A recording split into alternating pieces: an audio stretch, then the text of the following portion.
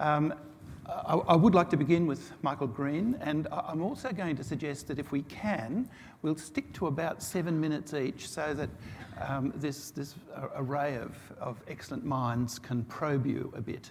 So, Michael, if we could start with you, please. Thank you, Allan.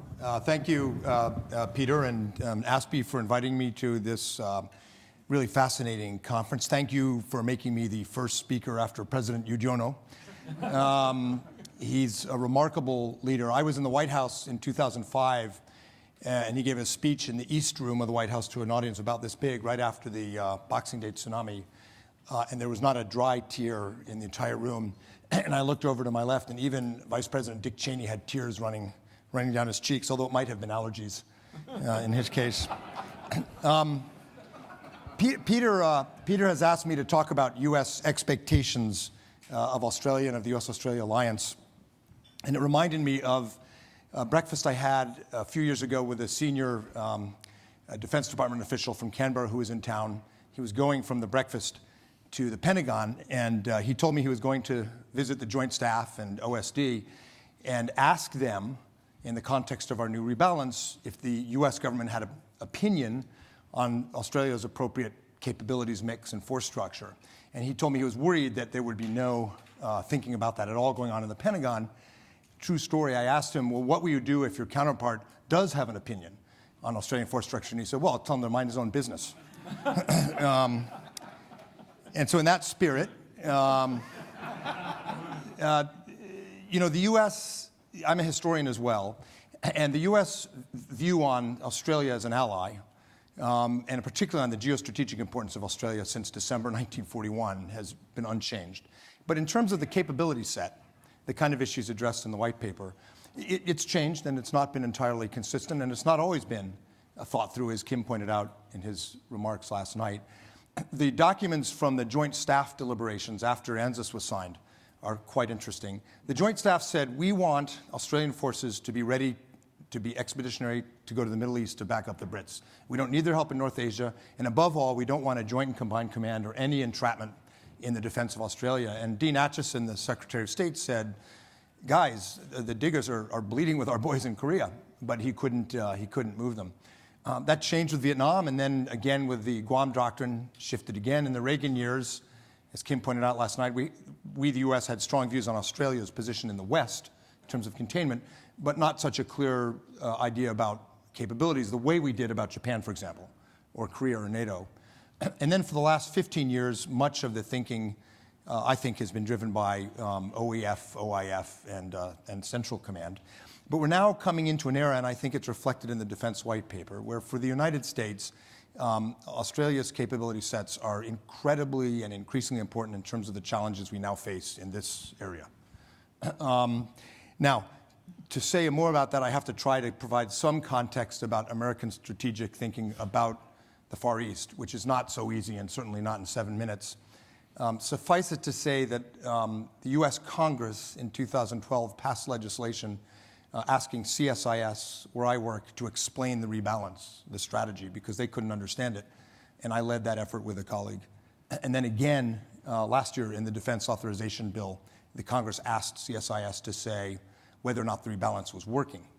In the first study, we immediately realized that the congressional leadership and staff did not understand Darwin, Guam, the distributed laydown of our forces, because they were used to benchmarking our military construction budget against war plans. And these were not about war plans. This was about what the Pentagon calls phase zero shaping.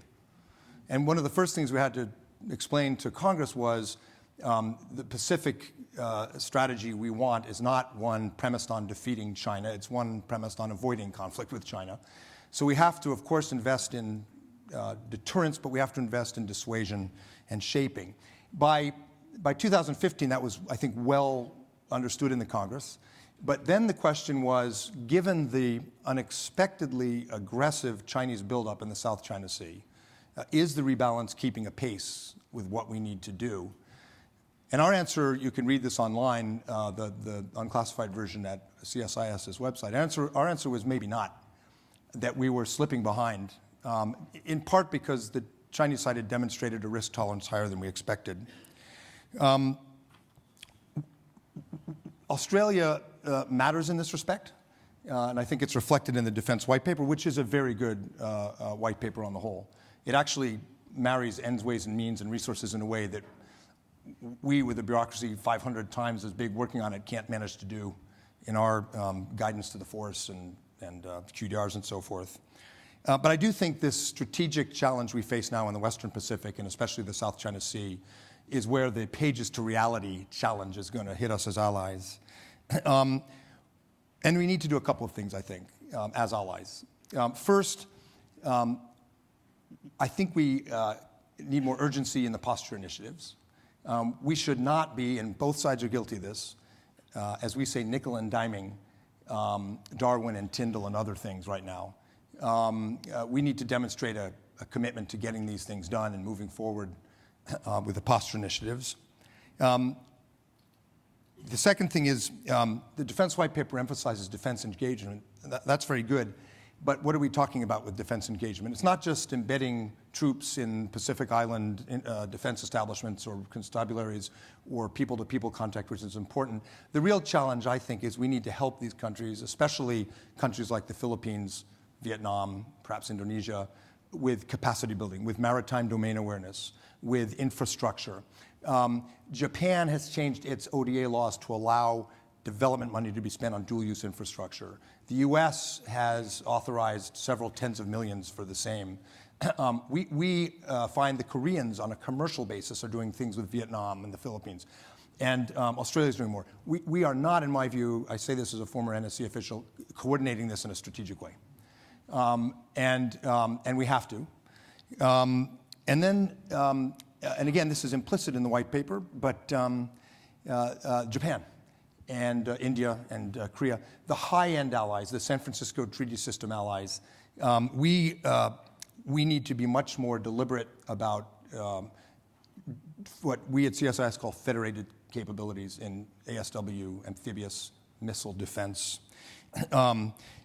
This is not a new concept. Alfred Thayer Mahan in the 1890s argued that the security of the Pacific, when continental powers rise someday, will depend on Japan, the British Empire, the U.S. Navy, and maybe the Germans. And I should quickly add here that Captain Mahan and the McClellan administration took no position on C-1000. And the admission of the French had no meaning with respect to the important decision coming up. This is a little bit rich right now and a little bit unexpected, but the reality is that Beijing has demonstrated a risk tolerance that is higher than we thought. And if our strategy is to engage and hedge, to marshal resources in case things go badly, we'll find we're going to use that hedge. So the question is, how do we shape decisions now with all of these cooperative areas I mentioned? And last thought, the global dimension, the expeditionary dimension of our alliance is not going away. There was an important intervention yesterday about the possibility of a Russian scenario. But what people in Washington, particularly in the Navy, are now starting to think about is, what does the Iranian Navy look like in 10 years, given the enormous amount of cash they're going to have on hand? So this is going to be a drain on the 7th Fleet, not just the 5th Fleet. So the global dimension also is going to challenge us. But the bottom line is, what does the U.S. expect of Australia? We'll take whatever we can get. The forces are excellent. And the Defence White Paper, I think, is a quite compelling document, and one we certainly in the U.S. system could learn from. Thanks. Michael, sorry, I better turn myself back on. What an economical presentation. It's always wonderful, isn't it, to hear a strategist talking about our strategy. And it was fantastic, Michael. Thank you very much. Paul, I would like to turn to you. Okay. So I think I'd like to, first of all, add my voice to the how impressed we've been with the Defence White Paper. It's a very impressive document. I'd completely echo Michael's comments. It really does draw ends, ways and means together in a way that's most impressive. In particular, I think what struck me over the last couple of days is the high quality of the bipartisan support for the document. We write white papers for a number of reasons: to organise ourselves, to set our own priorities, but also to send clear messages to our friends and to our potential adversaries. And the quality of the bipartisan support for this document sends a really clear message to both of those audiences, which I think is hugely impressive. The UK completed a similar exercise in late 2015, a strategic defence and security review. We're here to talk about your white paper, not ours. But I thought it might be useful to illustrate how common the challenges are on both the northern and the southern hemisphere, to draw a little bit of thread from our white paper, give you a feel for where ours is, and then perhaps highlight some areas where I think there's really strong common ground that we might be able to exploit in the future together. So our white paper is a whole of government document. It's led by the Cabinet Office and it operates across the whole of our security sector. You won't be surprised to find out that in terms of the context, we came to very many of the same conclusions that you did. The concerns that we highlighted were around terrorism, state-on-state competition, the proliferation of the cyber threat, and the duress which the rules-based international system was being placed under. Set in a context of a world evolving towards what we described as constant competition. And our Chief of Defence talks about the evolution of threats from latent to patent.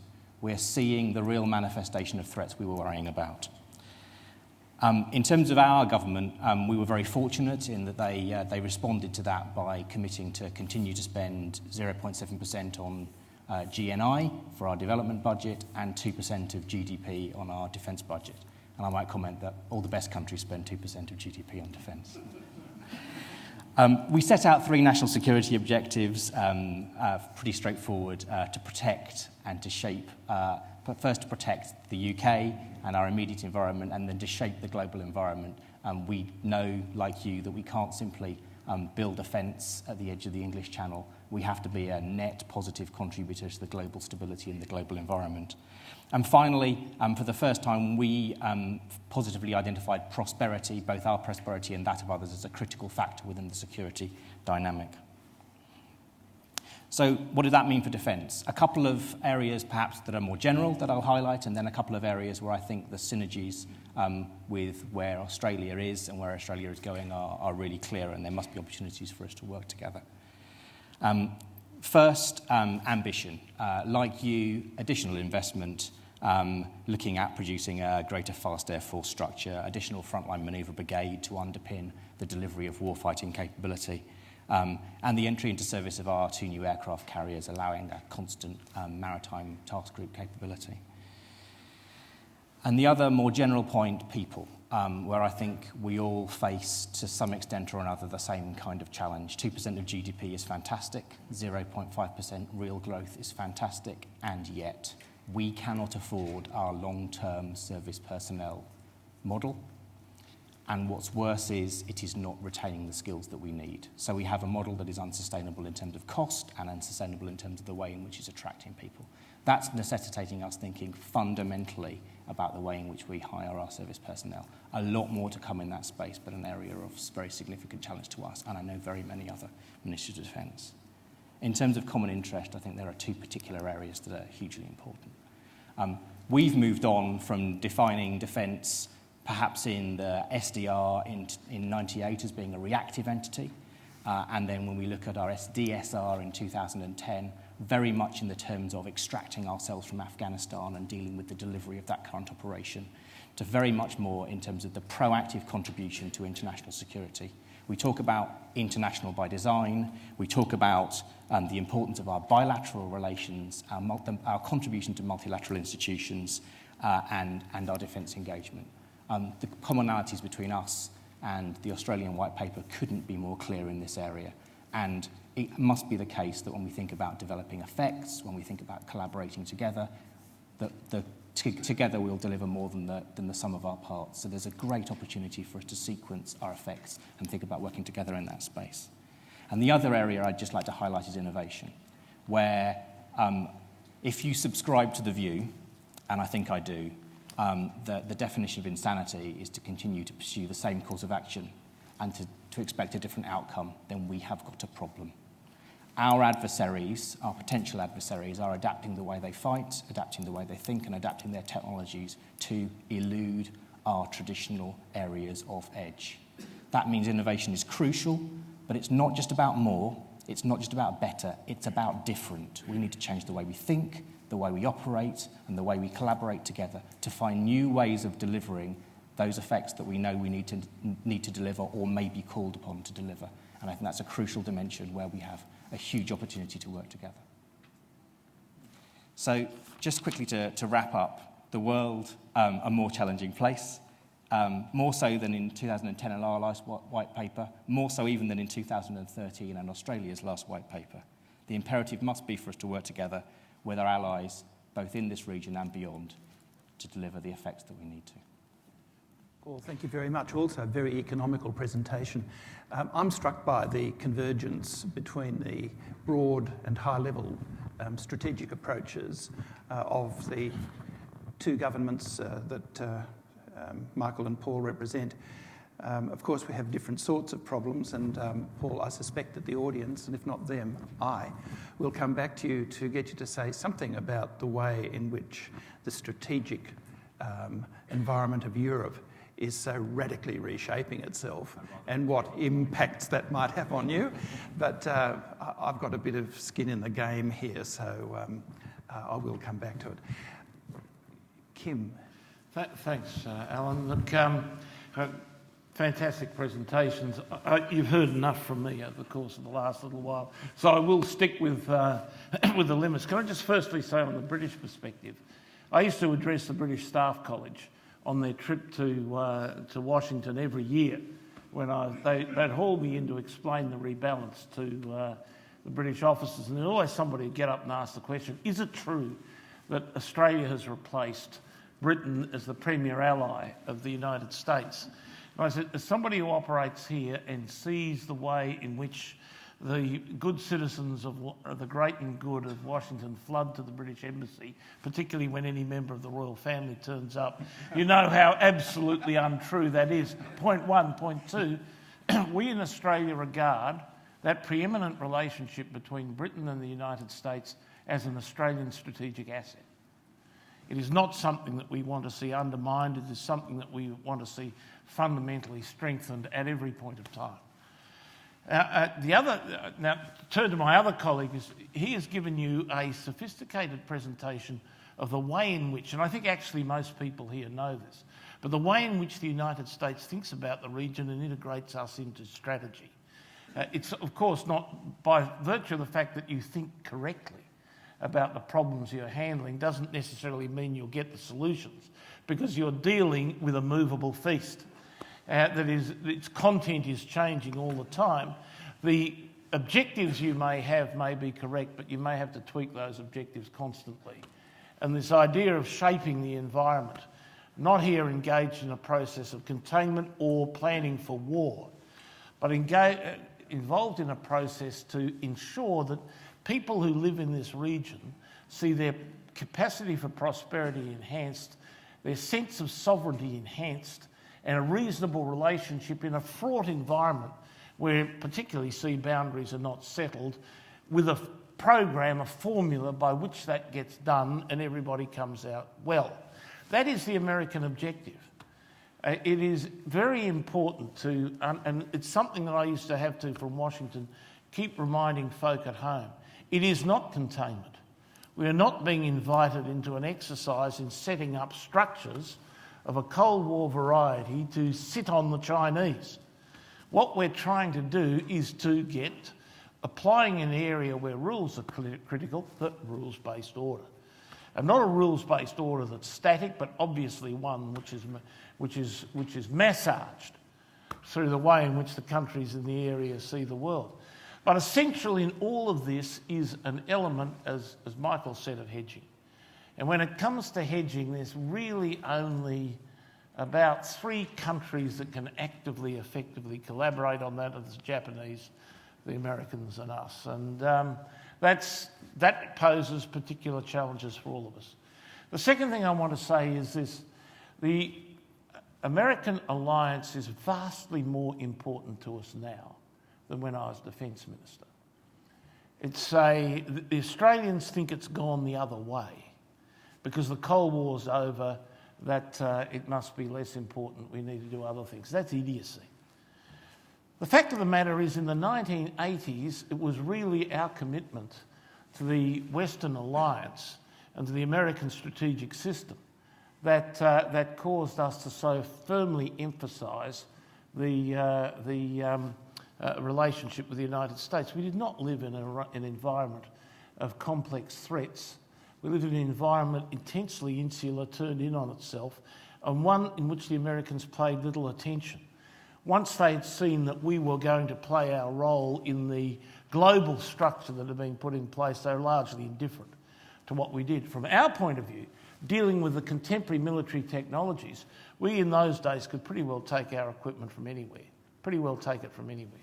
We can't now. There are a lot of people in this region, in this room, who will tell me this is absolutely wrong, but American kit now is way beyond anyone else's in sophistication and is critical to the capacity for us to maintain a technological edge in the region, much more so than was the case back then. That's not necessarily about platforms, but it certainly is about systems, and it certainly is about the intelligent part of those systems. In fact, the platforms that we want are often too small for the Americans to build, but nevertheless, what goes onto them is another matter. So that's critical. The other is the correlation of forces. I always prefer the way the Soviets used to analyse things. They had a much more effective model to measure change rather than static balance of power.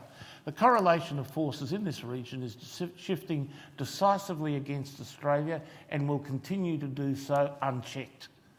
You know, when I was responsible for the White Paper in '87, our GDP was probably about as big as China's, and it was certainly bigger than the combined GDPs of ASEAN.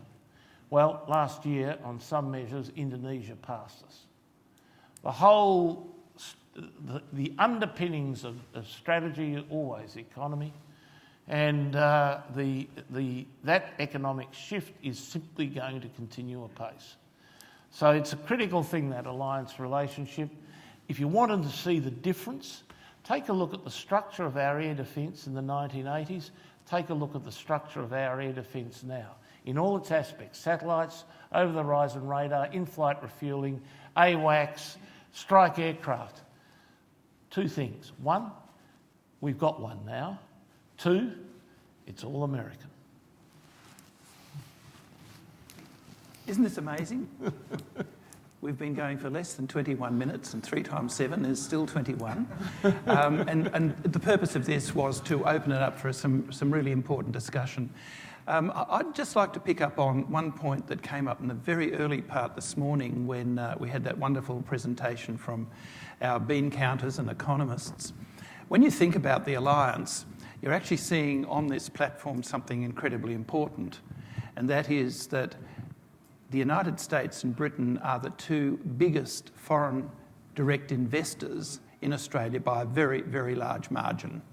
We get very worried about the acquisition of the Port of Darwin and the acquisition of the Kidman estate, but to this point, China's foreign direct investment is negligible in comparison with that of the United States and Britain.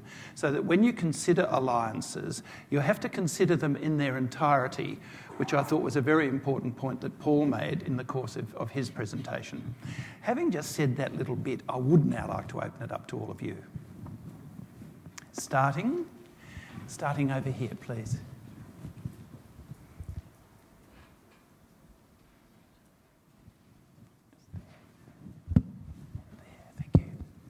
Hi, I'm Sophie with Strategic Studies in NU. Thank you for 3 illuminating presentations. My question is for Dr. Michael Green. In your presentation, you mentioned one of the key intention of Pentagon is not how to fight with China, but how to avoid conflict with China. Strategically, both as a U.S. allies and as a middle power, what's your opinion about the Australia's role to avoid conflict between the big powers, like a buffer zone, such kind of thing? Thank you.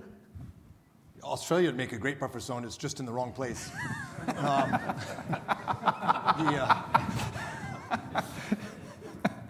It's an interesting question because President Xi Jinping was just in Washington, and he's advanced a concept for U.S.-China relations that he calls the new model of great power relations. And it has had some attraction in Washington because the whole point is to avoid conflict.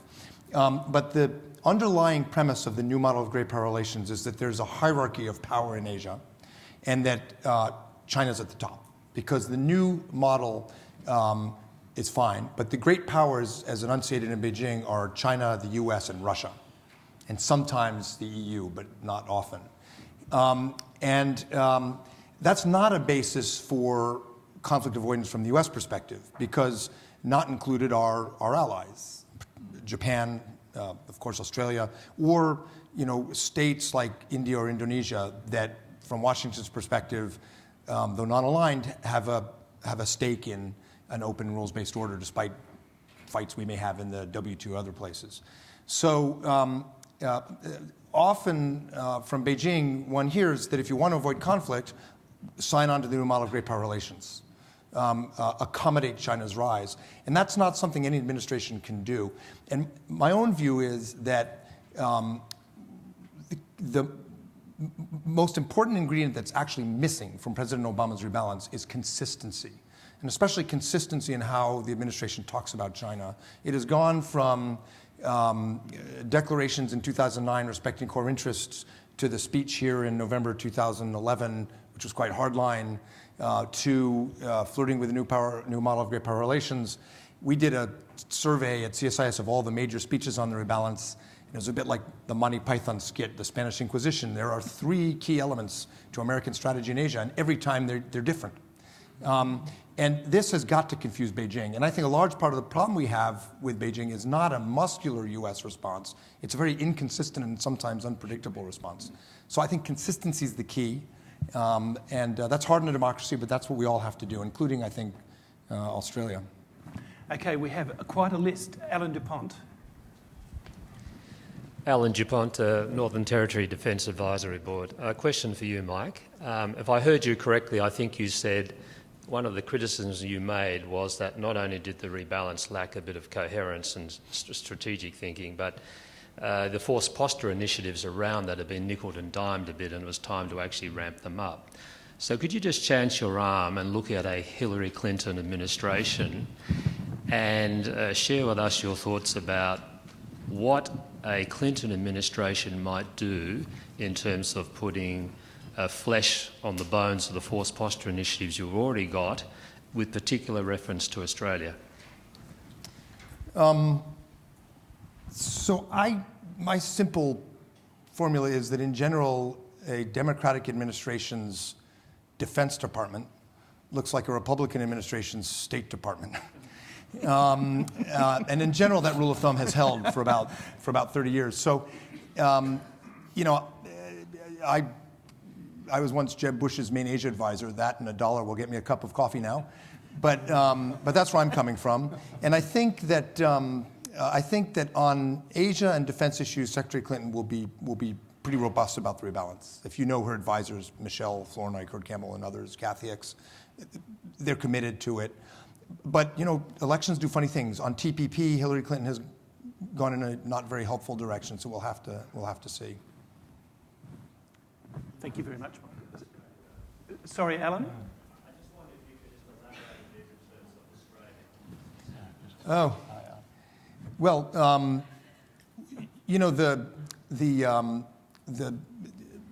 the Darwin Marine rotational piece of this, Tyndall and the Air Force piece of this, are not where most of us expected they would be. When we did our 2012 review for Congress, we told them we'd be much further ahead, we thought, than where we actually are.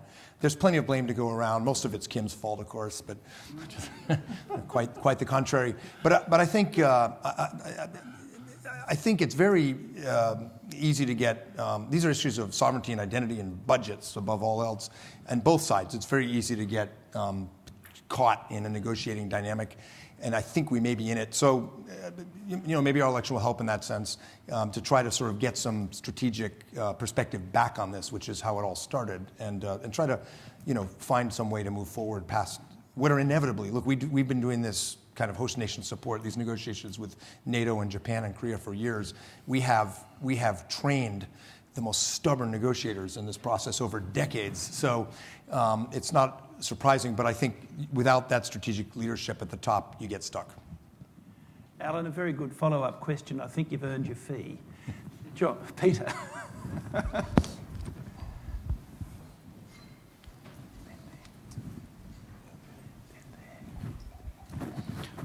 I wanted to follow up, I thought, the very interesting comment that Paul made. It's not just about more, it's about different. And, I think if there was a critique one could make of the white paper, it's developing, one of the most perfect small little high-technology military forces. But from an alliance perspective, how do we think about the hybrid warfare challenge, which is not necessarily something addressed by high technology and integration? And what do we do as allies to, more quickly develop concepts about how to respond to that problem? So I think, the hybrid challenge is clearly a significant concern to us, and perhaps now's the point to weave in the EU dimension as well, because I'm sure I'll get that question at some point. So you'll be very aware that the UK government position is that we should stay in the EU. There are many number of reasons that we think that's the right answer. But perhaps in the context of the hybrid question, I could elucidate one of them, which is when we look at the way in which we've dealt with the Ukraine crisis, what you need in that circumstance is an ability to draw together a number of levers of influence to generate an effect that you want. And an alliance that's constructed around politics, economics, trade and security considerations is exceptionally well suited to those kind of scenarios. So it demonstrates that you do need these kind of multilateral institutions, and certainly from a government perspective, we officials are supporting our government in making those cases right now. More broadly, what we are trying really hard to do, and you'll see something from us, I guess, in the summer as we launch our innovation initiative more formally, is to get beyond the science and technology dimension of this. S&T is hugely, hugely important. We've significantly veered our resources towards disruptive technologies. We've put more investment into our R&D program, but we're also looking at the way in which we think, the way in which we deliver our concept, the way in which we organise ourselves. And we believe you've got to get at all of that as well, and you'll see some commitments to an organisation called 77 Brigade within our new force structure, which is about bringing together a whole bunch of civilian and information and influence disciplines into a new formation into the army to think about how we do things differently. So it's a range of different things. It's about the way we think, it's about the way we operate, it's about the way in which we take a genuinely combined and interagency approach on top of the essentially joint approach. And it's about talking, of course, to allies. And we're not in the business of copying Big Brother here, but the US have a huge amount for us to learn from here. When you listen to what the US Deputy Secretary says about the third offset, you listen to his rationale and the way in which he describes the journey through first and second offset and what the imperatives are today, there is a huge amount of good sense in there. Our traditional edge is eroding. We need to think differently, and that's about thinking about what we can do and what we should do and bringing together a range of effects on an interagency basis to deliver a far more full-spectrum approach to dealing with hybrid and sub-threshold activity. Terrific comment. And here, please. Bob Love from Babcock. Two very quick questions. The first one's for Dr. Green. Was there anything missing from the white paper that you would like to have seen? And the second question, I've got to follow up. All three of you talked about the very special relationship between all three countries. How would you see a Brexit affecting that? Well done. So will we start with Michael? I actually wrote something, I think it was in the Low Interpreter, on the white paper, and I flagged two areas. One was the emphasis on defense diplomacy, defense engagement was excellent and was important. But as I mentioned in my talk, there are different kinds of engagement. We have this problem in the US. We talk about capacity building, partnership capacity building, but the bureaucracy we've created is capacity building with, basically low-end militaries. We also are starting to learn to think about how we strengthen the capacity of higher-end militaries and how we integrate capabilities. So I thought that dimension could have been developed more. And then there was this fascinating exchange yesterday between Peter and Amy King about whether the white paper was was a love fest for Japan, or there just wasn't enough said. And in a way, I thought you were both right. The eagerness for collaboration with Japan was apparent, but the strategic rationale was not.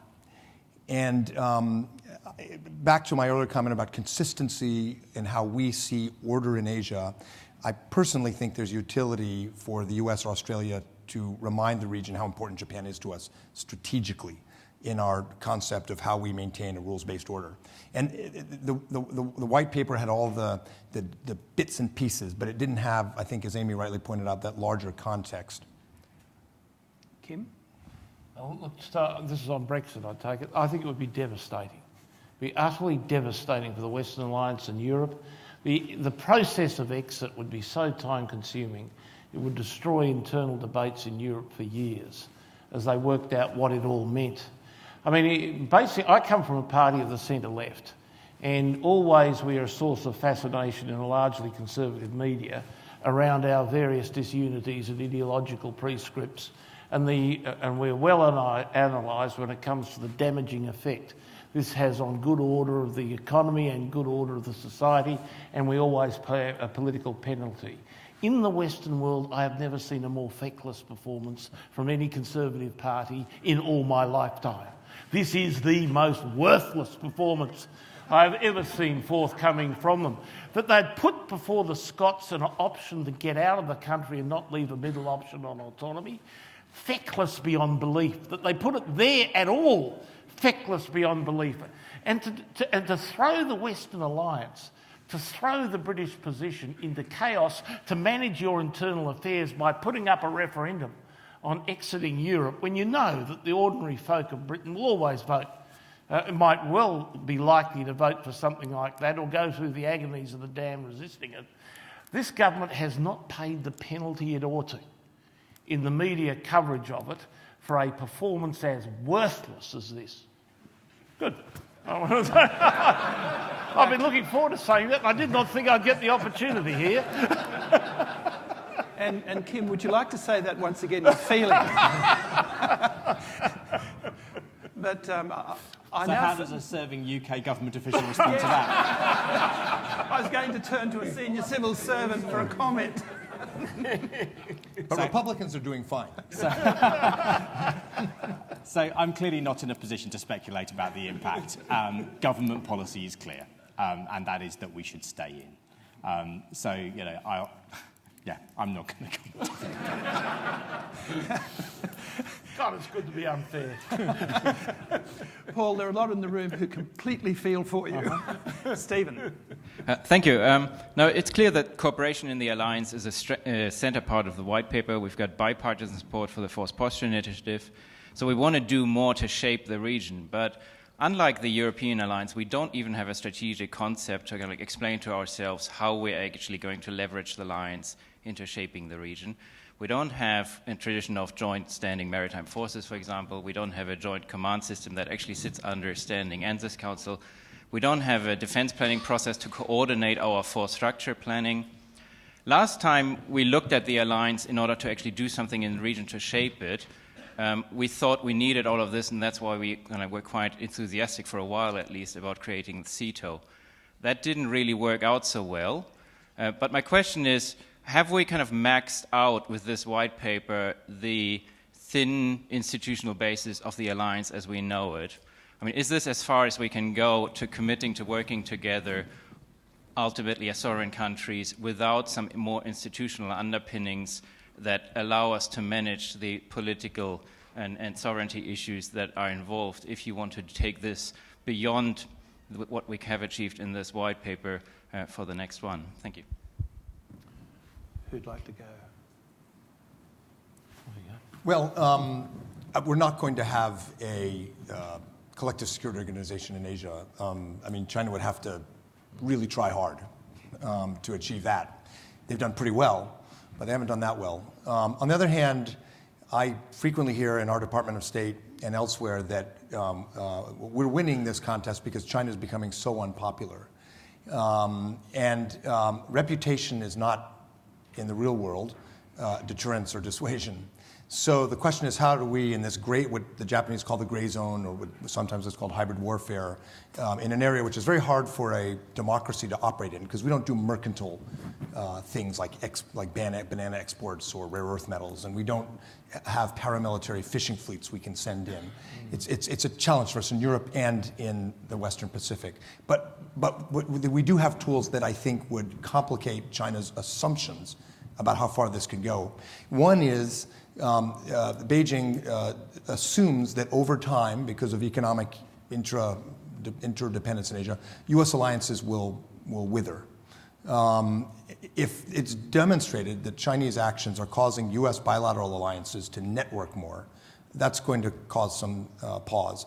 The second thing is, if these frontline states have the maritime domain awareness, the capacity to police their own waters better, that's going to complicate their planning. We're going to have to do a series of these things. A lot of them are technological. The Chinese position on North Korea shifted in large part because Park Geun-hye in Korea started talking about introducing THAAD, Theater High Altitude Air Defense in Korea. Why did that get the Chinese attention? Because if the Koreans have THAAD, then the queuing, the electrons are going to link them to the US and potentially Japan, Australia, and others. And that's a direct result of North Korean action, and it caused the Chinese to shift course somewhat to put pressure on the North. So it's a tough game, but I think those are the kind of tools that we have to think about, because as democracies, we're not going to be able to do some of the things that more authoritarian states do in these hybrid areas. I'm a bit more of an optimist about the way things are developing in the region than some. I think that the conversation that's developed between the United States and Southeast Asia as a result of the pressures in the South China Seas has actually probably advanced the real impact of the rebalance faster than would have occurred otherwise, faster than would have been naturally occurring. It's sort of one of those, the rebalance is one of those things that seemed nice to tick off, but didn't actually have much to hang its coat on. It hangs its coat on this now. China is making the rebalance work. Now, you can ask the question about whether or not they're getting more out of it, or the Americans are actually countering effectively what it is that they're doing, or that we're countering effectively what it is that we're doing. But they've got a thought process going which is not actually in China's interest. And China needs to think about that much more carefully. I think we're only at the beginning of Chinese troubles in the region, or the region's troubles with China. I don't think anything that's going on in the South China Seas is going to be remotely anything like what happens when the Yellow River drives up and they divert the headwaters of the Mekong to get the Yellow River going again. And I'm talking about the next 20 years. When that happens, Vietnam's completely euchred. And there's going to be I will probably be dead by then, but because I'd be 87. But the effect of it on the power balances in the region are going to be substantial. Don't think these problems are going to go away anytime soon. The second thing is, the reason at this moment the major inhibition on American effect in the region long term is not going on in the region, it's going on in the United States. The American budget, defence budget, for what it needs to be, what it is being obliged to do and what it needs to do is too small. Now, you wouldn't think that be the case with something like 45% of the globe's expenditure, but the problem is Congress makes the Defence Department do utterly useless things in gargantuan amounts. At the same time, there's an over-sentimental approach to the emoluments and where the emoluments ought to be situated for Defence Force families and retirees. And I don't mean that they should not be generously treated, they should, but they should not be generously treated off the defence budget, basically. The third thing is this. The United States has an answer to absolutely every element of asymmetric capability that anyone's come up with, be they Chinese, be they Iranians or whatever. The point about the third offset strategy is that it's introducing, once you get them in, cheap to operate technologies. Take lasers, already tested. what you would, instead, when you confront a situation where you've got a sort of recalcitrant out there running a fishing boat or a destroyer or whatever that's annoying you, instead of having to fire shots over the bows or whatever it is, you plant a laser into the engine room. Nobody's hurt. The boat stops and is terminally becalmed. Can never operate again. Nobody's dead, but that's the end of that boat as an effective entity. That war shot costs you about 80 cents. Now, as opposed to the kinetic effects of a missile firing into you and the rest of it. These are the technologies. The Americans have a total answer to the anti-satellite technologies, but it involves flooding the skies with highly sophisticated satellites. The chances of you chasing them all and disarming the United States with an anti-satellite thing disappear. And that's before you even begin to get to undersea activities. An American submarine is no longer like a Russian or a Chinese or an Australian submarine. An American submarine now sets an underwater environment. And nobody has submarine sanctuaries, all they have are submarine jails.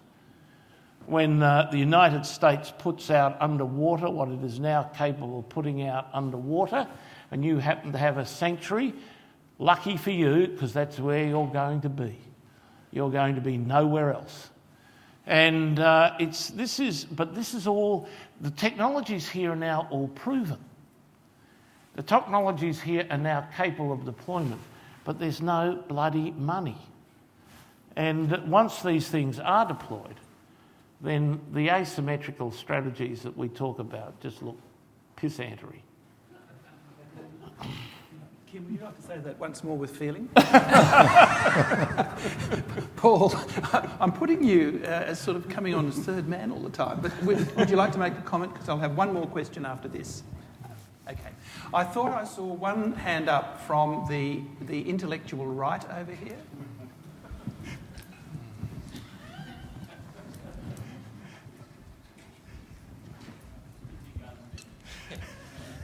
Thank you. I'll be nice. I actually like to rephrase Stefan's question a bit and ask whether, from your perspective, Mike and Kim, whether you think the ANZUS alliance is sufficiently integrated politically and militarily. So yes, of course, we won't have a NATO in Asia, but I think the question is the ANZUS alliance sufficiently equipped to meet the challenge? Okay, we have Osman, we have officer exchanges, we are embedded in PACOM, we have joint exercises, etc., etc., etc. But as Stefan said, compared with NATO, ANZUS is not highly institutionalized yet. As we have been discussing today and yesterday, the operational and strategic environment is shifting rapidly, and the potential costs and stakes are much, much higher.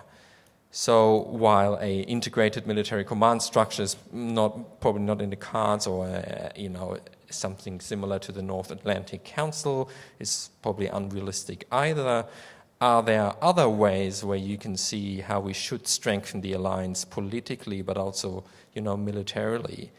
Joint contingency planning and all these kind of things, or is it as good as it gets? And if there's a contingency, we just pick up the phone and get rocking. I mean, what are your thoughts? Thank you. Could I ask Kim to respond first, and then Michael can have the last word, unless Paul would like to have the real last word. No. Kim. Look, I think that struggling to get these collective arrangements are futile. But it is better to build that bilateral relationship and add a bit of trilateralism then. I think the thing is that this is going to be very doable. I think it's only a matter of time before the Chinese see some value in having a more intelligent conversation with the neighbourhood than they are at the moment. I think the United States needs to be in a position where it sorts its internals on this. And it may need to do a fair bit of sorting after this presidential election, and to get its military systems up to speed to handle this type of environment. They've got the means of doing it, but if you start to sort of advocate these sorts of organisations, you sort of get very close to creating an environment where nobody can talk sensibly. And you end up talking about the systems rather than what you're trying to do. And I know other people have a different view on that, but I just think that, I think from the politician's point of view, you're not going to get terribly many of them who want to spend their time building those sorts of structures. They can see the objections to them, and they don't have the longevity in their political careers to be able to talk them through sensibly. So, whatever its desirability, it's unachievable. Best to work out what's achievable and do the best you can with it. And part of the struggle has got to be to convince the Chinese that they can enjoy life without having to go down the road that they're going down at the moment. So I would agree that we don't want to spend all our time creating new structures, new committees, new joint, maybe the Joint Chiefs of Staff were right in the US in 1952. Where we should spend our efforts, I think, is, for example, in Talisman Sabre last year, you had a pretty significant component from Japan. You know, it's networking these alliances, and then creating the ability to share intelligence better with third partners, and coordinate capacity building with third and fourth partners. A lot of it's about networking the alliances. There's one other problem we have. Kim can't say this because at the end of the day he is a good diplomat, but I'll say it.